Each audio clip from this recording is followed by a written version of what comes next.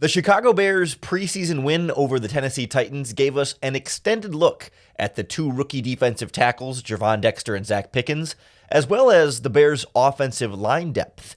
And with both groups, we saw some good and some bad, as expected.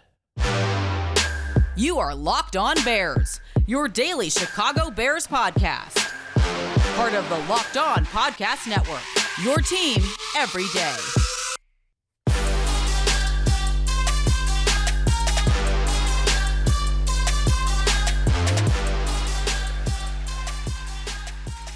This is Locked On Bears, and I'm your host, Lauren Cox. I'm here to bring you your daily, in-depth Chicago Bears news and analysis. You can follow me on Twitter at CoxSports1. You can follow the podcast on Twitter at Locked On Bears. You can like Locked On Bears on Facebook. Join the Locked On Bears Facebook group for even more Bears talk. And make sure you hit that subscribe button on YouTube or wherever you listen to podcasts. That's going to be the best way to keep up with all of our daily, in-depth Chicago Bears news and analysis. Thanks for making Locked On Bears your first listen today. We're part of the Locked On Podcast Network, your team every day.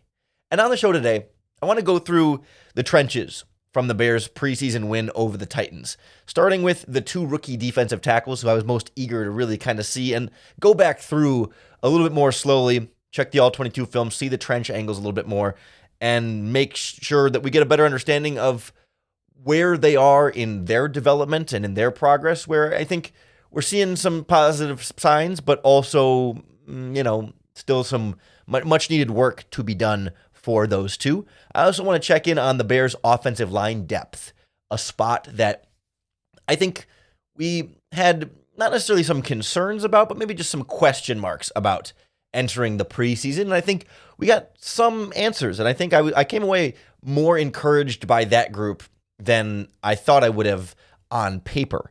And then I want to wrap up with the guy who's kind of been the forgotten guy of the preseason right now, Kindle Vildor, who I think is largely in the shadow of Trevis Gibson's redemption, and kind of going back through and checking tabs on Kindle Vildor and why things are not looking great for his Chicago Bears future. But let's start with where the future really is, with these young defensive tackles. A second-round pick and a third-round pick, both of 10 picks apart, with Gervon Dexter and Zacch Pickens.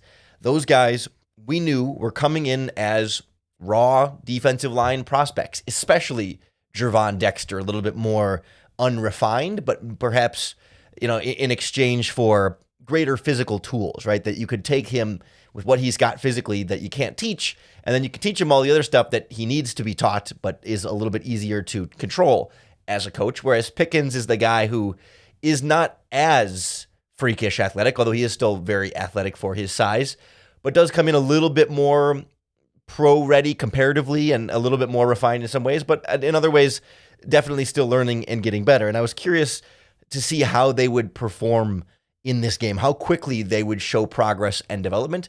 And I think at this point, we knew going into the season that slow and steady was going to be the pathway here. And there were flashes against the Titans, but also I think sticking it I don't want to say it's like trying to avoid confirmation bias, but I think it's on the path that we expected, right? Like for Gervon Dexter in particular, the big issue with him right now is getting out of his stance and really playing with better pad level, right? When he was at Florida, he needed to play a lot more upright and two gap a bit more, and kind of you're trying to sort of play both sides, and your directive isn't as much trying to get upfield and penetrate into the backfield. It's more about awareness and space and reading a play.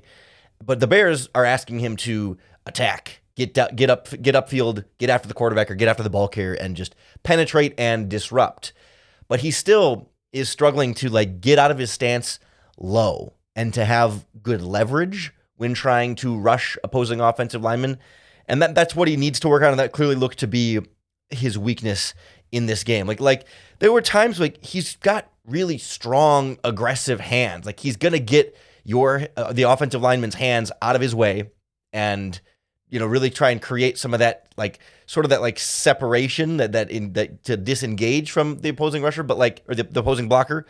But he just ends up getting so high up his pad level to where he can't then use the massive amount of strength he has in his lower body to properly generate power and push back opposing offensive linemen nearly as consistently as you'd like him to, because he just gets so high that guys can kind of get under him and anchor him and hold him up a little bit, and then he can't get anywhere. And even his strong hands aren't able to free himself up there because he can't really do much with it as a result. And if he can just stay a little bit lower and really take the physical traits that he has and utilize them properly to his advantage, you can really see why the potential is there, why the Bears drafted him so high, and why his teammates see that in him and are excited about what he can eventually do at some point.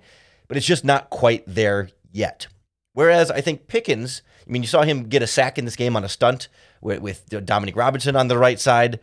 He, I think, has better pad level and is able to utilize his power a bit more. We saw more often he was able to drive guards and centers, collapsing the top of the pocket, where he's not fully getting around the blocker and running to the quarterback, but just pushing that front of the pocket backwards a little bit to condense the amount of space quarterbacks had. I was impressed by that, but there were too many times when it felt to me like he was struggling to do that disengage, right? To kind of separate himself from the blocker and then break free to make the play. Like too often he could move the lineman, but not really get away from the lineman, which was like good, but there's another step forward there. He did it occasionally, right? It's all about consistency and how often you're able to do these things. But I think for him, it's about refining some of that hand usage even a little bit more and being able to take that next step in terms of being able to finish these plays. And again, this is the first preseason game for these guys. So we're not going into this thinking, they're going to be finished products ready to go right away. But it was a progress report of like, okay, OTAs, minicamp, training camp with the coaching staff. How fast have they been able to learn this? How fast have they been able to pick up this? And will this be a sign of what they're going to do in the regular season? And I think so far, that's kind of what it feels like, right? That Dexter's still going to be a work in progress. There's some nice plays there when it does all come together, but for the most part, he's still got to work on that pad level and refining the technique and getting out of his stance.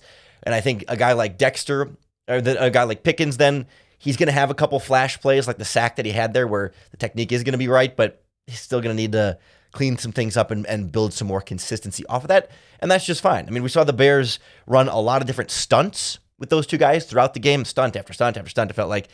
And those were not sharp, clean executed either. A lot of like long looping paths and could be a little bit crisper that I think can speed up that process to get home a little bit more quickly too. Like there's a lot of learning and growing happening with that group. But certainly I think it confirmed a lot of what we were expecting from those guys, but showing signs of progress and growth along the way. I think that's kind of checking the box for Dexter and Pickens. In addition to a guy like Trevis Gibson having a big game on the edge, Terrell Lewis. We talked about those guys yesterday. We have an all-22 film breakdown of Trevis Gibson over in the Locked On Bears subtext group.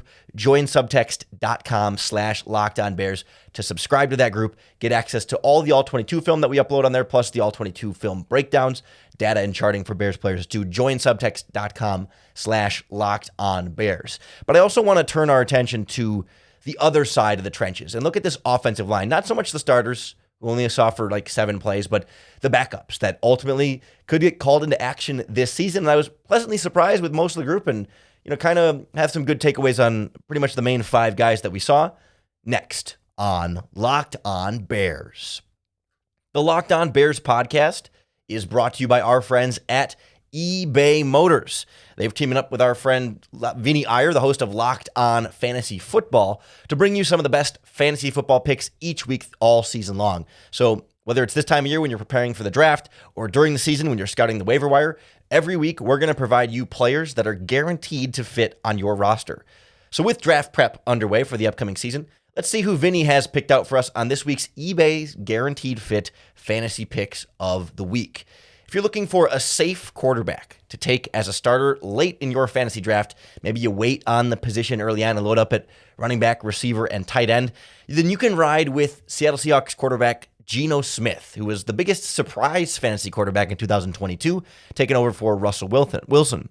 Smith took advantage of the great system under Shane Waldron, and really it was a perfect fit with DK Metcalf and Tyler Lockett, and now they add Ohio State wide receiver Jackson Smith-Njigba to that offense, still in the same Shane Waldron offensive system.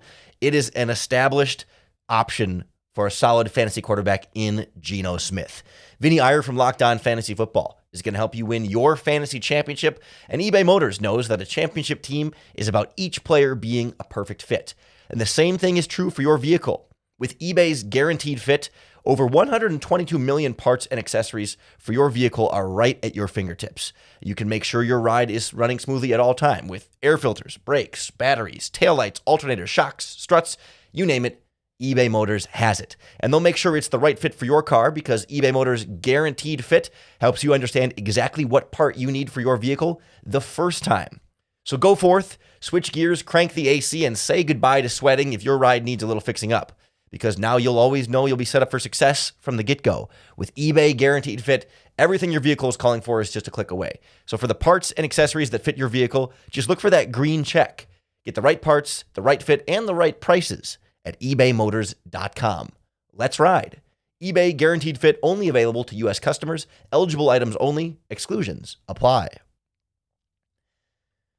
The Chicago Bears starting offensive line, minus Nate Davis, who didn't play, was on the field for about 7 snaps. And then actually Ja'Tyre Carter then, who filled in for Nate Davis at right guard, stayed in the game with the second team offensive line and played a bit longer. But, you know, your Darnell Wright, your Braxton Jones, your Cody Whitehair, and your Tevin Jenkins, they played 7 snaps. And we pretty much saw those snaps. Darnell Wright missed an assignment on a running play. Otherwise was pretty much fine. Braxton Jones was fine.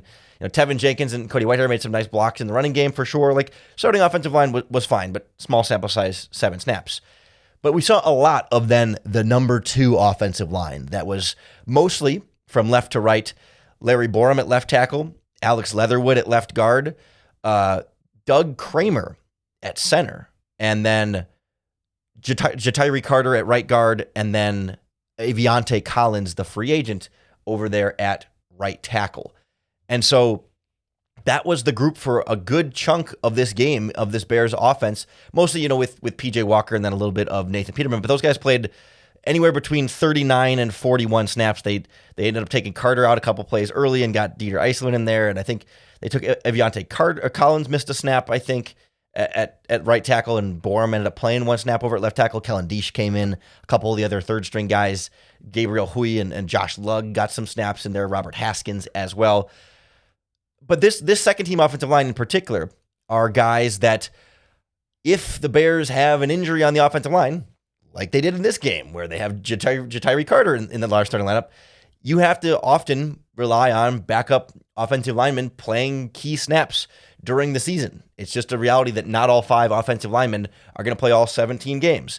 And so it's important to feel like you got some trust in those guys. And keep in mind, too, that as far as injuries go, no Lucas Patrick in this game, who would have been the number 2 center in that equation. And of course, so that you don't have the full offensive line depth there. But across the board, I was pleasantly surprised with how well that backup offensive line played. Not universally that everyone was perfect by any means, but Larry Borum looked like Larry Borum. There are a couple plays where, inconsistency here and there, but for the most part, you know what he is. He's not the most athletic tackle, but he can stay in front of guys. He's got pretty good hands, not great hands. He's an average offensive tackle who can play both spots, and occasionally he's going to miss his assignment here or there, but regular amounts of up and down from a backup offensive tackle there. The other backup tackle, though, Aviante Collins, I'm not even sure I'm saying his first name right, but that's how it's spelled. He was brought in as a free agent, right at the beginning of training camp. He's played guard and tackle before, mostly for the Dallas Cowboys.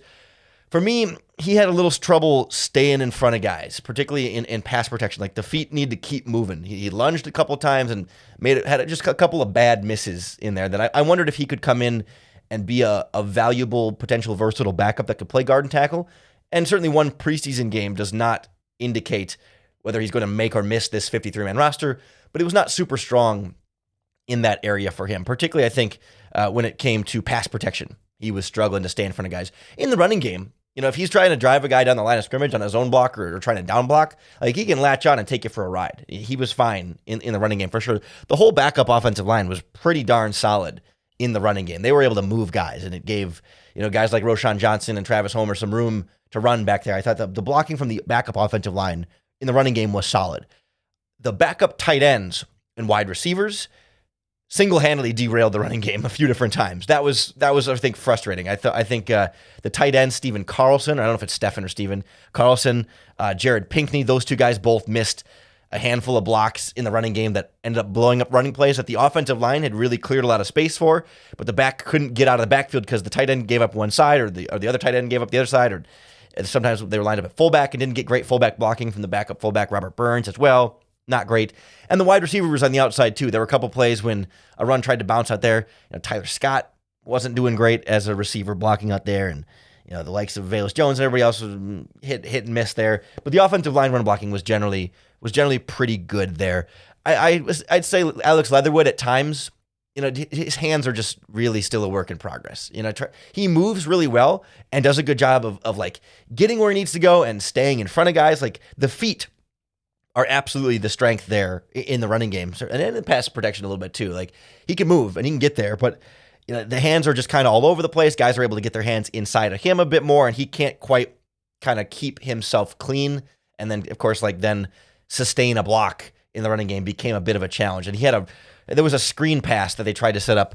I can't remember if it was Roshan Johnson or Travis Homer. I can picture the 0 on the jersey, but I don't remember if it was 20 or 30 on the top of my head. But where Alex Leatherwood was trying to get out in front and make a block and missed the block, and the screen pass was brought down for a tackle for a loss in the backfield, and that was just, Leatherwood is still, I think, a work in progress and not a guy who I'm not seeing him take that big step forward, making a ton of progress there. But you still feel like with the way that Ja'Tyre Carter played so well on that offensive line, we talked about him on yesterday's podcast.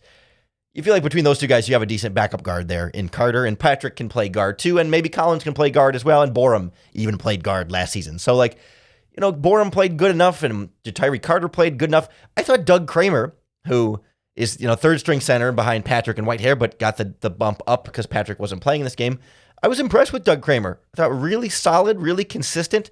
Maybe nothing over the top special, but it's offensive line play. That's not you're not usually seeing a ton of highlight reel blocks from offensive line. But he's not super athletic, but he's not slow. And he was able to stay in front of guys just fine and made a couple of nice reach blocks in there. He's not bulldozing guys and knocking them down and driving them back 15 yards, but was never getting, trucked back into the backfield either. He was just pretty solid and he's got, I think, a real shot at making this 53-man roster. If you feel like Lucas Patrick can be a backup guard and maybe Borum can play guard and tackle, and you like Kramer enough and you're worried about him not making the practice squad, I think ultimately he probably ends up on the practice squad, but this was a very good first preseason game for him, and I was impressed with some of the progress he's been making on this offensive line. Really just some solid play there. And I feel like, again, one preseason game, let's not get too carried away with guys being really good or guys being really bad, but, checking boxes was Borum and Carter for sure, and Iceland, Doug Kramer as well. Dieter Iceland didn't end up playing much at all, played a little bit of both guard spots, but wasn't a big part of this backup rotation. I would imagine he's probably on the outside looking in for the 53-man roster there. Maybe a couple concerns about Collins and Leatherwood, but still time for that to improve and still time for those guys to keep getting better and good athleticism all around from that line. I think I overall gained a little bit of confidence overall in the backup offensive line, or at least the key players in the backup offensive line, that you could feel like there's some reliability at depth so far after one preseason game, but we'll keep close tabs on them moving forward. I think maybe the biggest storyline from the preseason game that got overlooked, the most overlooked, not the biggest storyline, but the storyline that was overlooked the most and overshadowed really by Trevis Gibson, was Kindle Vildor, the other guy fourth on the depth chart, the other guy in I don't know if you call it the doghouse or just in trouble of missing the 53-man roster spot. So I want to check in on him and why he did not have the day that Trevis Gibson did to try and save his roster spot next on Locked On Bears. When the Bears put out their unofficial depth chart last week before the preseason game, the two big surprises, the two big headlines, I guess, if you will, Trevis Gibson, fourth on the defensive end depth chart behind everybody. Kindle Vildor, fourth string on the cornerback depth chart behind everybody. And those unofficial depth charts are unofficial. It's not saying that they're only playing with the fourth stringers, right? I mean, that's not real. That's not actually what it means in practice, and it's not what it meant in the game either. That, we saw Trevis Gibson came in essentially as a third string, right? So your starters would have been Walker and Ngakoue. Neither one of them played, so your starters then were Rasheem Green and Dominique Robinson. And then when they came off with the starting defense, then your backups in this game were Terrell Lewis and Trevis Gibson, and they played the majority of the game for those defensive end spots. Eventually, later on, you saw some of the rest of the defensive ends, like lower on the depth chart guys, the undrafted free agents like DeAnthony Jones and Jalen Harris. They each played a dozen or so snaps, later in the game, but it was the Gibson and Lewis game for sure. Gibson was behind Lewis and Harris on the depth chart, but in the game ahead of them on the depth chart. Kindle Vildor, on the other hand, did not have that statement bounce back game. I thought he played fine, but I think the depth chart demotion for him is a bit more real than the one for Trevis Gibson. Because when Kindle Vildor's first snaps in this game came, and when was the first time he got on the field? Keep in mind, Terrell Smith, the rookie 5th-round pick who was competing with Tyreek Stevenson to start, did not play in this game. So already you're missing depth on your cornerback depth chart. And still, Kindle Vildor does not come into this game till about 11 minutes to go in the third quarter. He did not play a single snap in the entire first half. Jalen Johnson comes out of the game, and you might think, okay, well, that's probably when Vildor would go in, right? And eventually, Tyreek Stevenson stayed in the game a bit longer than even when the rest of the starters came out. And you might think, okay, Tyreek Stevenson comes out of the game, Jalen Johnson comes out of the game. Kindle Vildor's got to be one of the next guys, right? But no, your next cornerbacks, once Johnson and Stevenson were out of the game, your cornerbacks in the field, Jalen Jones and Michael Ojemudia. Ojemudia. The fact is, we don't know his name and can't pronounce his name, and he's getting snaps in a preseason game ahead of Kindle Vildor. And that's a really, really bad sign for Kindle Vildor. I thought the snaps he did play in the second half against second and third string Tennessee Titans wide receivers and quarterbacks, he was fine. He stepped up and made a nice tackle for just a short gain. I think it was a third down stop. It was like a little check down completion. Came up and made the play. Like, it was a good stop, and he was otherwise reliable in coverage. But you contrast that to Kyler Gordon, who was locked in the slot, made a couple of nice hits, really instinctive, aggressive attacking, and shined in a couple of drives for the starting defense. Tyreek Stevenson, who got beat a couple of times, but also made a really nice tackle for loss on a screen pass, had a nice pass breakup that could have been intercepted. Stevenson had the highs and some of the lows, but especially some highs there. Vildor never really had any of those kind of big-time highs. He was fine, but he didn't look like a guy who was a starting caliber NFL cornerback or an NFL starter at cornerback playing against backups. He looked like a backup playing against backups. And the fact that he's behind in a game situation, not just on the unofficial depth chart, but actually functionally behind Michael Ojemudia and Jalen Jones is a very bad sign for Kindle Vildor's ability to make this 53-man roster. He is very, very third string. Not only is he not competing with Stevenson for the starting job, but he is literally third string. And especially with Terrell Smith out, you'd think he could have even jumped up ahead there, but he couldn't jump ahead of Michael Ojemudia. No disrespect to Michael Ojemudia, but he showed up last season in week 17, week 18 on waivers from Denver. I believe he he joined the Bears in December in week 17. Kindle Vildor's been here for 3 years. Yes, not the same offensive system, but Vildor started NFL games, and he's not getting on the field before Michael Ojemudia. I mean, I get that, okay, maybe the Bears want to see more from Michael Ojemudia, so you give him the snaps and the playing time ahead of Vildor because you know what Vildor is, and you don't know as much what Michael Ojemudia is, but that was not the standard they applied to Trevis Gibson. And that's kind of where I buck against that theory, because if you didn't, if the theory is, well, we know this guy, so let's play the other guys ahead of them, then why is Trevis Gibson playing over the likes of Jalen Harris and DeAnthony Jones on the defensive end depth chart? Because he's behind both of them on the Bears, quote-unquote, unofficial depth chart, just the way that Vildor is behind everybody on that. But Vildor was functionally in the game behind them, and Trevis Gibson was not. And to me, that's really not a good sign for Kindle Vildor's odds of making this team. I think I think Gibson, his performance went a long way towards trying to save his 53-man roster spot. Vildor is going to need a Gibson-like performance in the next 2 preseason games to save his Bears 53-man roster spot. I would guess the Bears are going to waive him, and another team will add him because of his experience. And, we saw Duke Shelley leave the Bears and go and have a pretty strong season for the Minnesota Vikings last year. You might forget, but I think he'll land on an NFL team somewhere, but it doesn't feel like it's going to be the Chicago Bears. And one other note on cornerback before we wrap up here. Some different guys got looks in the slot in this preseason game. Josh Blackwell was not available due to injury. So Greg Stroman, who played outside cornerback last year, played the slot, as well as the undrafted rookie free agent Macon Clark ended up playing the slot. I believe he played safety more so in college. So a little interesting moving around of pieces on the cornerback depth chart. Still feels like it's Johnson, Stevenson, Gordon are your three starters. Terrell Smith, perhaps your top backup on the outside. Josh Blackwell, your top backup in the slot. And Jalen Jones, your top special teams player. And that leaves Kindle Vildor and Michael Ojemudia and Stroman and Clark out on the 53-man roster as it looks right now. Certainly time for everything to change. More preseason action, more training camp practices. Injuries could certainly shake things up too. So we'll keep a close eye on what happens with Vildor and the rest of the cornerbacks. We'll keep an eye on the backup offensive line as well as the two rookie defensive tackles. I don't mean to completely ignore Zach Bell, the 7th-round pick, as a part of this, or Travis Bell, as the 7th-round pick as a part of this conversation. He played like a dozen snaps. Pretty good effort, motor intensity. Had a couple of nice plays here, but nothing too big to write home. I mean, it was fine. I'm not getting too caught up in third-string defensive tackle snaps. I still think practice squad is probably where he ends up, but we'll see. But regardless, we'll keep tabs on all of them for you right here on the Locked On Bears podcast. So make sure you hit that subscribe button on YouTube or wherever you listen to podcasts. That's going to be the best way to keep up with all of our daily, in-depth Chicago Bears news and analysis.